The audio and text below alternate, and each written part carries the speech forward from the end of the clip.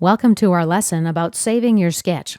There's a few options in the save function, and that's why I'm going to cover this in a separate lesson. You'll remember from our previous lesson that before we can save a part, we'll have to exit sketch mode if we're in it.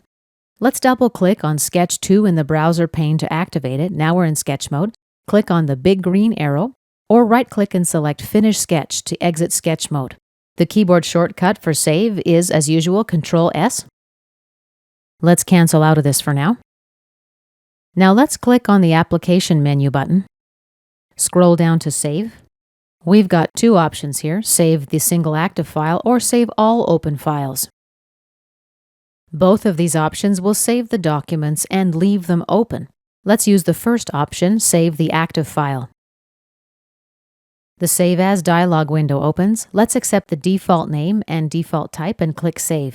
Now let's go ahead and take a look at some of the other save options. Left-click on the Application menu, scroll down to Save As. We've got four options here, Save As, Save Copy As Template, and Pack and Go. No changes here since Inventor 2010. There are a couple nuances that distinguish the various save operations. The Save As option closes your active document and opens the newly saved file. Your original document won't be changed. Be sure to use a unique name, of course. Next is Save Copy As. This saves a copy of the original file but leaves the active document open. Let's select this option. The Save Copy As dialog window opens. Let's click the Options button. Check this box to opt to save a preview picture. Down below, you choose what you'd like Inventor to use for the picture. The active component in isometric view at the time of save. The whole active window at the time of last save. Thirdly, the active window. And here you can opt to import an image from a file. If you choose the third option, Active Window, the Capture button will be enabled. You'll need to do a screen capture so that Inventor has an image to use. And the fourth option, Import from File. If you use this option, you'll be prompted to browse for the file. Let's cancel out of this window and cancel out of the File Save Options window. In the Save Copy As window, you can save a part to your library. Just select the library that you'd like to save it to from the panel on the left. Let's select Parts. Inventor automatically navigates to the appropriate folder. This is a really quick and easy way to save your standard parts to your library. Let's cancel out of the Save Copy As window. And let's click on the Application menu button again. Let's take a look at the Save Copy as Template option. This option saves the active file as a template in the folder that you define.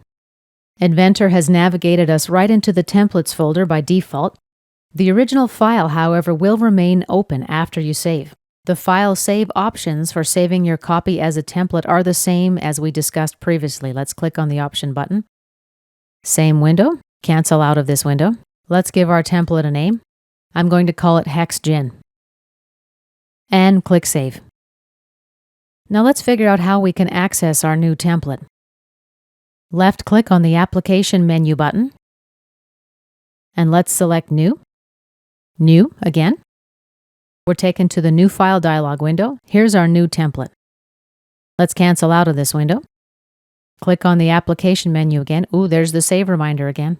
I'd better get on with saving my part. One more option here, Pack and Go. This option saves your work and all of its referenced files into an Inventor archive file. It's a pretty good way to easily organize a file for sharing with a colleague or emailing or something like that. Let's select Pack and Go and take a look at the interface. My source file path is displayed here. I can browse for a destination folder for the archive file. Let's cancel out of this window. The options on the left here let me specify which files to include and how to organize them. Model files only, include linked files, copy to a single path or keep folder hierarchy.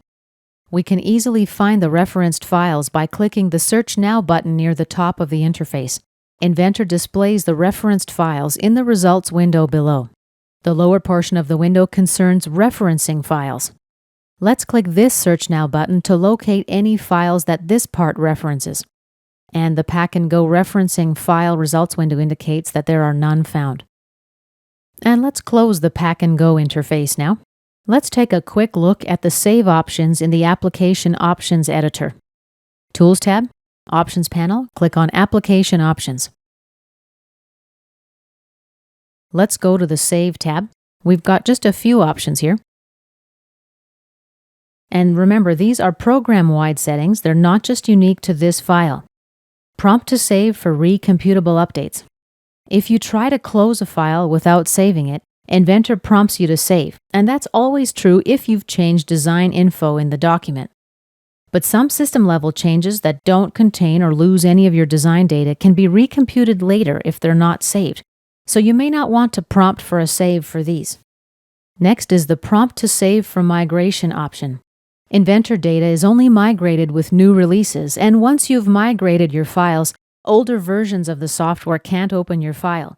Technically, migration happens automatically at the time when you open a file, so you really don't need to save a new version of it. In fact, make sure you save an old version if you need to open it in an older version of Inventor. The only option that's really important to us here is the Save Reminder timer. Autodesk does not have an auto-save function. Instead, the Save Reminder, which we've seen a couple times now, will prompt you to save at the interval that we specify here. It's important not to ignore the Save Reminder. You can simply click right in it to launch a save application. Personally, I prefer to save my work much more frequently than every 30 minutes. Every 5 minutes might be a little bit annoying, but 15 is reasonable. And we're ready to apply our changes and close the Application Options Editor. And this concludes our lesson about saving our work.